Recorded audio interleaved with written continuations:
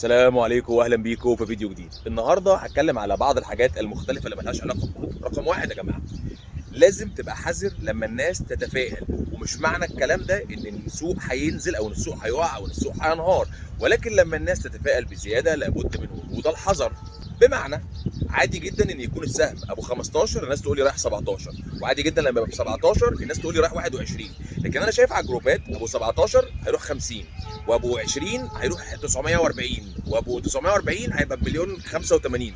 ده غلط يا جماعه، مفيش كده. ما لو كان بيحصل كده في البورصه، لو كان ينفع اصلا يحصل كده، كان واحد خد مليون جنيه استلفها، خد قرض بضمان رهن حياته كلها وحط المليون جنيه وعمل مليار جنيه، وبعدين في 3 4 سنين بقى نجيب ساويرس تاني. يعني يا جماعه الموضوع ما بيمشيش كده، والله العظيم اقسم بالله ما بيمشي كده، انا بحلف.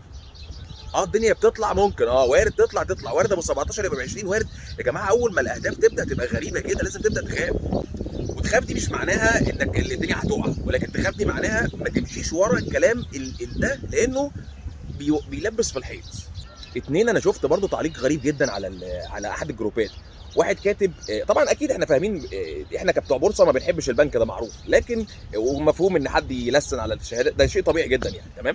لكن شفت واحد كاتب شهادات قلب 25، ده احنا هنعملهم في البورصه الثلاث اربع ايام الجايين. 25 في 4 ايام ازاي؟ ما انت لو حضرتك عملت 25% في 4 ايام، يعني بلاش نقول في 4 ايام، لو عملت 25% في شهر، يعني اضرب في السنه كلها 300% في السنه. امشي بقى بنظام ايه؟ 1 3 9 27، احسب كده، شوف المليار هتيجي امتى. هتلاقي انك هتعمل مليار جنيه من البورصه بسهوله لو بدات بمليون جنيه. هي ما بتمشيش كده يا جماعه، ما بتمشيش كده والله. نقطه رقم 2، السهم القوي الماليا.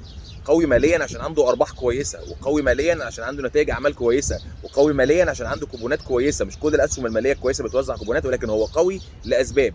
لابد ان يتناسب هذا السعر مع هذه الارقام. وانا ما بتكلمش على حاجه النهارده على فكره، ولكن مثال، لو سهم كان مضاعف الربحيه بتاعه 5، انا بتكلم للمستقبل، سهم مضاعف الربحيه بتاعه 5، مضاعف الربحيه بتاعه بقى 30، وتقول لي قوي ماليا؟ لا، كده ما بقاش قوي ماليا خالص، كده بقى منفوخ، كده بقى يعني قوي ماليا كارقام، لكن كتيجي كعائد على الاستثمار ده بقى لازم يتباع. 3، السوق في الفتره دي انا قلت في كذا فيديو مش مكسوف، ان ما حدش عارف يتوقع. انا ما اعرفش هيحصل ايه النهارده، الدنيا هتلم النهارده اخر اليوم وارد، هتطلع بكره وارد، هنوصل 18000 وارد، هنوصل 25000 وارد. طب وبعدين؟ طب يعني هو طب لما طالما ده وارد وطالما ده وارد نعمل ايه؟ شوف الفيديو السابق يا جماعه، اهم فيديو عملته على القناه من يوم ما عملتها، فيديو شديد الاهميه، شديد الاهميه يعني لازم يتشاف. والفيديو بيقول لك ان السوق وارد يطلع والسوق وارد ينزل، الفيديو ما بيقولكش ان السوق رايح في اتجاه معين، ولكن بيقول لك تتصرف ازاي بالظبط. مش عايز اطول عليكم اكتر من كده، في رقم واتساب ظهر على الشاشه، الرقم ده للتواصل، وفي كمان الفيسبوك بتاعي في اول كومنت. اللي عايز يشترك في الكورس بتاع ازاي ما تخسرش في البورصه، اللي هو عباره عن مجموعه فيديوهات مسجله، هيضمن لحضرتك باذن ربنا كل حاجه بعد اذن ربنا، عدم الخساره مطلقا في البورصه مدى الحياه ان شاء الله. انا من يوم ما بدات اطبق المدرسه دي انا ما خسرتش تاني، بكسب كويس الحمد لله.